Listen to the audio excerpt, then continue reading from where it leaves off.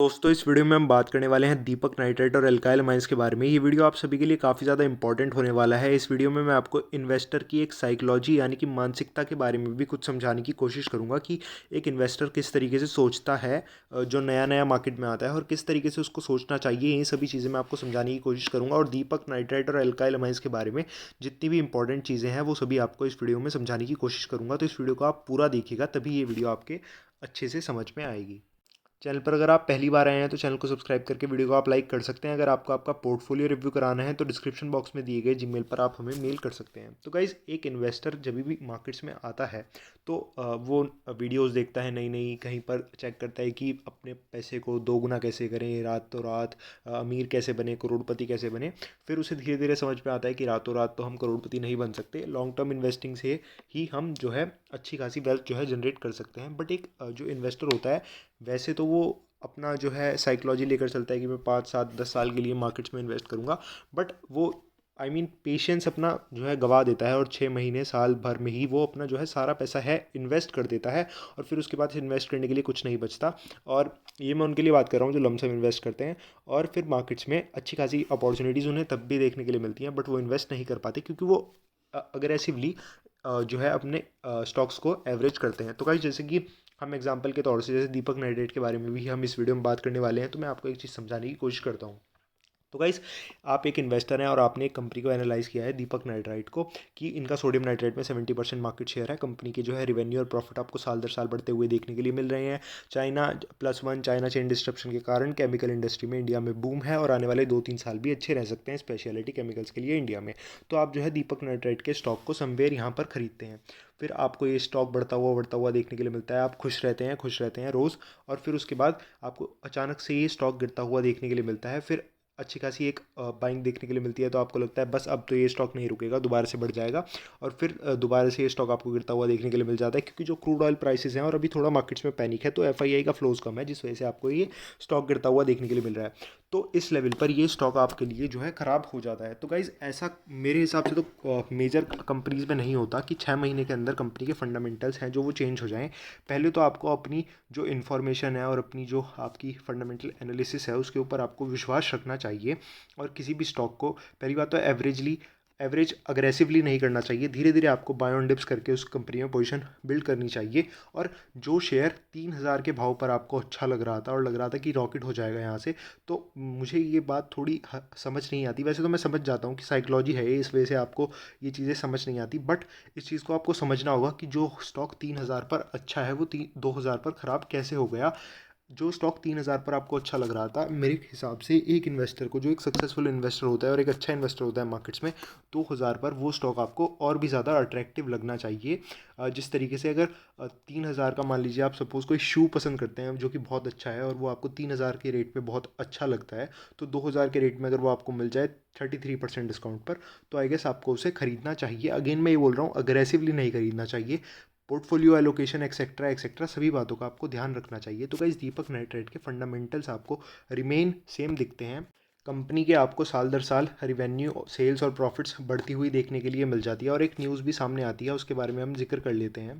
Company के जो insider हैं किशोर जी, उन्होंने यहाँ पर 34 लाख रुपए के शेयर जो हैं खरीदे हैं दीपक नाइट्राइट के अंदर। आप न्यूज़ को पढ़ सकते हैं।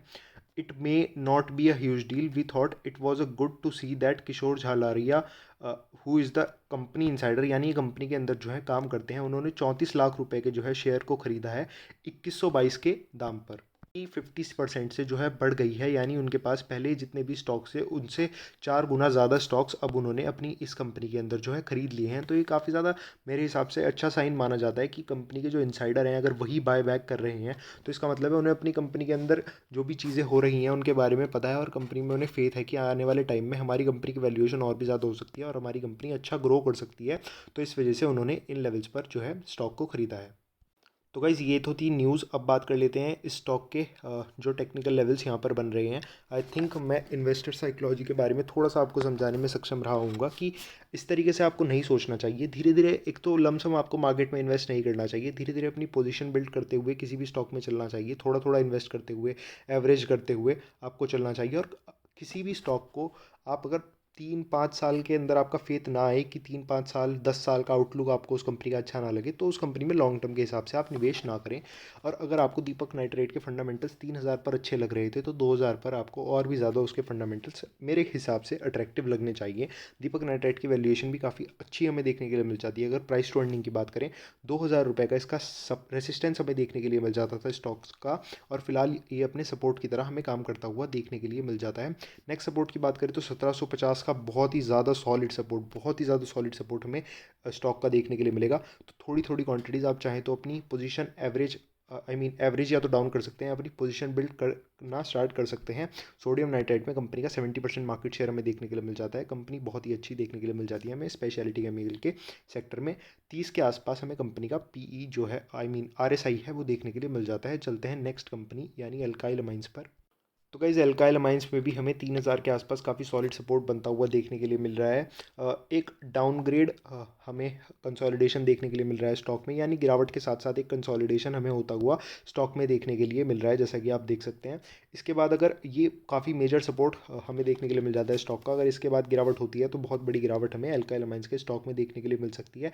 खैर वो देखने वाली बात होगी क्या ऐसा होता है या नहीं। थोड़ा हम इस कंपनी के फंडामेंटल्स के बारे में बात कर लेते हैं, जिससे आपको थोड़ा सा और बिलीव हो इस कंपनी के ऊपर और फेथ आए आपको इस कंपनी के ऊपर। तो आप देख सकते हैं साल दर साल इस कंपनी के भी रिवेन्यू, प्रॉफिट और सब कुछ हमें अच्छी खासी परसेंटेज से बढ़ता हुआ देखने के लिए मिल रहा है। कंपनी के रिवेन्यू आप देख सकते हैं 25% से ग्रो हो रहे हैं, जो कि एक बहुत ही अच्छी बात मानी जाती है। और नेट इनकम 37% से ग्रो हो रही है, क्योंकि इनके मार्जिन्स भी आपको अच्छी परसेंटेज से ग्रो होते हुए नज़र आ रहे हैं। जैसा मैंने आपको पहले भी समझाया था कि क्रूड ऑयल प्राइस जब बढ़ते हैं तो ये कंपनीज अपने प्रोडक्ट्स के दाम बढ़ा देती हैं, but crude oil prices future में आपको जब घटते हुए देखने के लिए मिलते हैं तो ऐसा नहीं होता। ये कंपनीज अपने प्रोडक्ट के दाम घटा दें और जो मार्जिन होता है वो दोबारा से इनका बढ़ जाता है, जिस वजह से नेट इनकम में इन कंपनीज की उछाल आपको देखने के लिए मिल जाती है। कंपनी की जो नेक्स्ट सबसे खास बात हमें देखने के लिए मिल जाती है कि रिटर्न ऑन कैपिटल एम्प्लॉयड, जो कैपिटल एम्प्लॉयड पर ये कंपनी रिटर्न निकालती है, वो 55.8% आपको देखने के लिए मिल जाता है। और रिटर्न ऑन इक्विटी 44.6% देखने के लिए मिल जाती है, जो कि काफ़ी शानदार हमें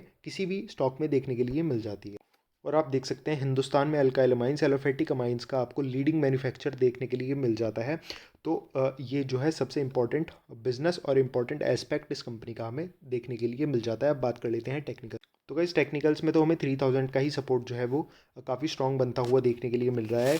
चाइना चेन डिस्ट्रप्शन, चाइना +1 का इस कंपनी को भी फ़ायदा देखने के लिए मिल जाता है। नेक्स्ट ईयर जैसे मैंने मोतीलाल ओसवाल जी की फाइनेंशियल रिपोर्ट आपको पढ़कर दिखाया था, स्पेशलिटी केमिकल्स का फ्यूचर इंडिया में जो है काफ़ी अच्छा हो सकता है। तो चाहे तो आप एवरेज कर सकते हैं थोड़ा बहुत इन लेवल्स पर। अग्रेसिव एवरेज आपको नहीं करना चाहिए, क्योंकि मार्केट जैसा मैंने ऑब्जर्व किया है, लोग सोचते हैं कि बस आज ही आ जाए और कल के बाद तो ये स्टॉक बढ़ जाएगा, तो जितना खरीद लो आज ही खरीद लो। ऐसा नहीं होता है, धीरे धीरे आपको पोजीशन बिल्ड करते हुए किसी भी स्टॉक में चलना होता है।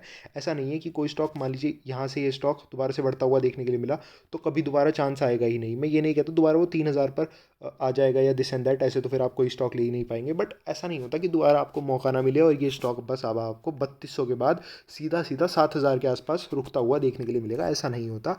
स्टॉक्स जो हैं धीरे धीरे बढ़ते हैं, आपको चांसेस ज़रूर देते हैं खरीदने का। जस्ट आपने एक बुल रन देखा था जिसमें स्टॉक पीछे मुड़कर भी नहीं देखता था, करेक्शन तो बहुत दूर की बात है, बट नॉर्मल मार्केट में ऐसा नहीं होता है। धीरे धीरे जैसे आप एक्सपीरियंस लेंगे मार्केट में तो इन सभी चीज़ों को समझ जाएंगे। इसीलिए मैं आपको बोलता हूँ कि 1 से 1.5 साल आपको, मुझे इतना लॉस हो रहा है, ये है वो है, इन सभी चीज़ों के ऊपर ध्यान नहीं देना चाहिए। मार्केट में वक्त बिताना और एक्सपीरियंस लेने के ऊपर ध्यान देना चाहिए, जिस आपको आपका पोर्टफोलियो बिल्ड करने के ऊपर ध्यान देना चाहिए। फिर आपको अच्छे रिटर्न्स तो ऑब्वियसली मिलेंगे ही, अगर आपने फंडामेंटली अच्छी कंपनीज में लॉन्ग टर्म के लिए इन्वेस्ट किया है। तो गाइज इन दोनों वीडियो इन दोनों स्टॉक्स के रिगार्डिंग ये वीडियो थी पर्टिकुलरली। अगर आप किसी स्टॉक के रिगार्डिंग वीडियो चाहते हैं तो मुझे कमेंट्स में बता सकते हैं। पोर्टफोलियो अगर आपको रिव्यू कराना है, डिस्क्रिप्शन बॉक्स में दिए गए जीमेल पर आप हमें मेल कर सकते हैं। चैनल पर अगर पहली बार आए हैं, चैनल को सब्सक्राइब करके वीडियो को लाइक कर सकते हैं। थैंक यू गाइस, मिलते हैं नेक्स्ट वीडियो में।